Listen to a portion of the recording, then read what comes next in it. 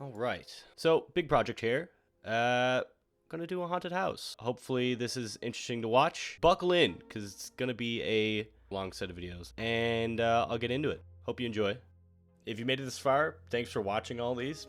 It's been a lot of parts. And we'll cap it all off with part 6. So most of the paint has been added on, a couple touch-ups here and there, but for the most part, we're just about complete. This video is mainly going to be just finishing everything up. Not as many techniques as the other videos. Just how I like to finish off like a big paint project like this. And a lot of it is going to center around the last coat, which is going to be like a protective coat of Varathane, which I'll get into more in this video. So we're turning to the inside of the haunted house. Here, I'm just touching up little bits of the green metallic paint. So you can see from this shot here, you can't really see any of the red, just the green, and it's kind of cool. Again, the metallic picks up the light a lot better than the regular paint. So if that's all people see, it is what it is. Still looks cool. If somebody wants to take a closer look, then they'll see the blood and the magic circles. But I don't know, something to catch somebody's eye. You can see from this close-up that it's just, you can't see any red at all. So I'm kind of glad I use a metallic here just so people could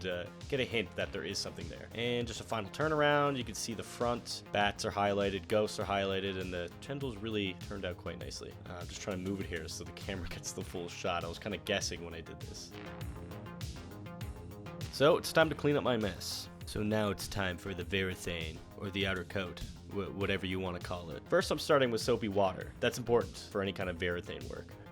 So it's time to apply the first coat of sealer. Varathane is usually a wood finishing product. I've used it on a shelf. If you've checked out my Instagram page, I basically toll painted onto a shelf and then I covered it with Varathane, which is what you normally cover wood products in. Where this is metal, I guess you could use something else, but I have a bunch of Varathane and I'm just basically protecting the paint. So this semi-gloss Varathane should do just fine. Also hoping that the gloss will provide a bit of shine to the whole project, but we'll see what happens. So the Varathane is usually like this white color. Don't worry, once this dries, it will become clear. So if you panic when you start putting this on your project, don't. It's fine. I'm gonna start painting the base plate just in like large strokes. You see that it starts white, but I just keep on running the brush over and you still see that it does look a little bit white still, but once that dries, it should be fine.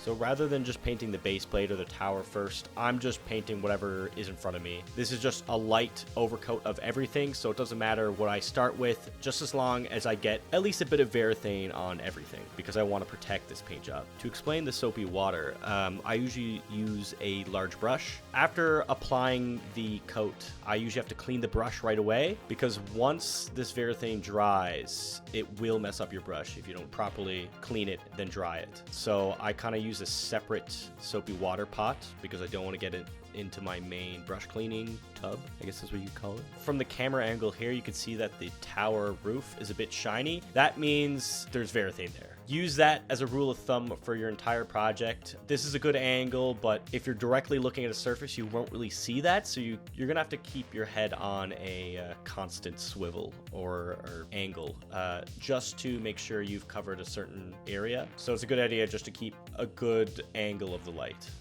So that it'll reflect off any painted areas. Because the Varathane has a chance of hardening quickly on the brush, you have to be fast applying this coat, which is fine because if you miss any spots, you could fill it in again, and you want a really thin coat anyways. Where this is not a functional part, I won't be doing 2 or 3 coats of this. I only really need 1 or 2. And the second is basically just to catch any spots I miss. But it is crucial to clean the brush afterwards, if you care about the brush. Yeah, so gloves, worth to have.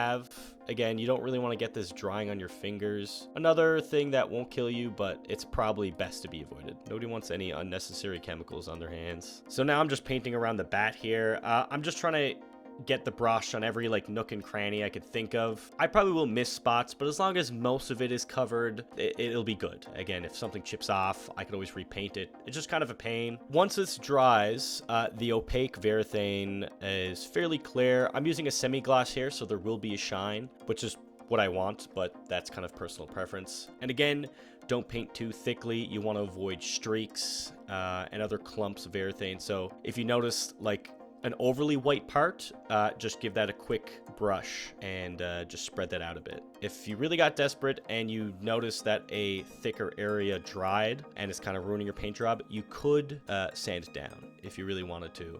Not ideal. I haven't tried it myself for a project like this, but if you got desperate. So again, apply this very thinly.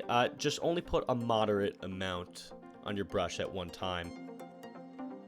The right brush goes in the right soapy water. And this I swirl around, just leave to soak to make sure the Varathane kind of stays off the brush. I'll usually leave this to soak for a good while. I just want to make sure that nothing is left in the brush. I'm using a yogurt cup. I find that's large enough space to swish around the brush and really submerges it. And I eat a lot of Greek yogurt, so I have a ton of these.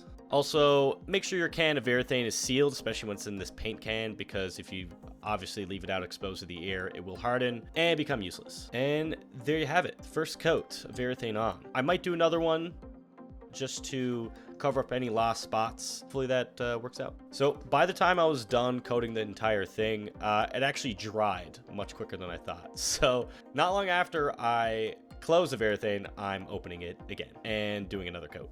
Again, this might not be entirely necessary, but I wanted to do it just in case. It's also worth noting that Varathane does kind of stink up the place. Probably won't kill you if you breathe it in, but best practice, do this in a ventilated area. The fumes kind of get stinky. They stick around for a bit. It's very chemically. Make sure there's not going to be a lot of people hanging out there because they'll probably complain about the smell. So I'm just repeating everything I just said.